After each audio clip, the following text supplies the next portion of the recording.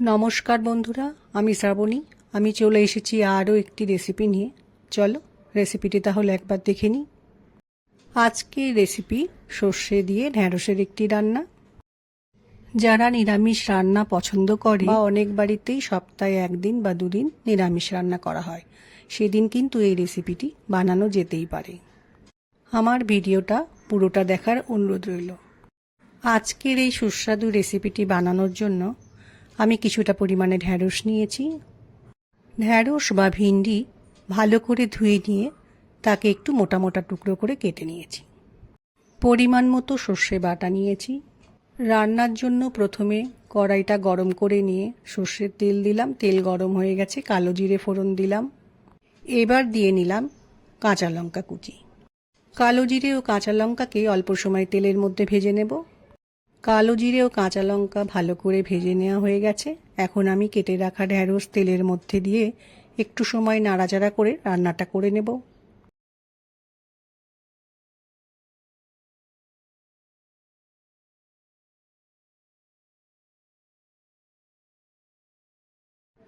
ঢ্যাঁড়স কিছুটা সময় রান্না করে নিয়েছি। এবার আমি ঢ্যাঁড়সের মধ্যে পরিমাণ মতো নুন দিলাম, হলুদ গুঁড়ো দিলাম।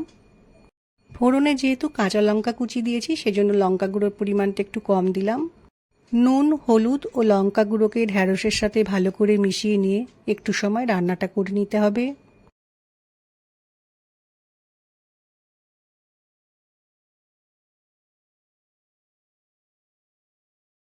ঢ্যাঁড়সগুলো একটু ভাজা ভাজা হয়েছে।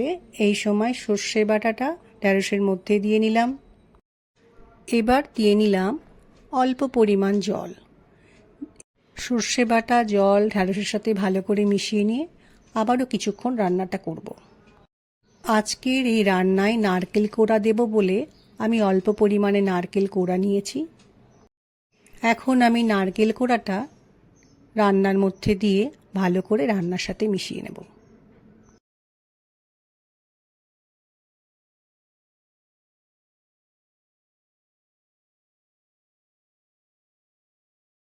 সর্ষে বাটা দিয়ে কোনো কিছু রান্না করলে তাতে কাঁচা সর্ষের তেল দিলে তার স্বাদটা অসাধারণ হয়।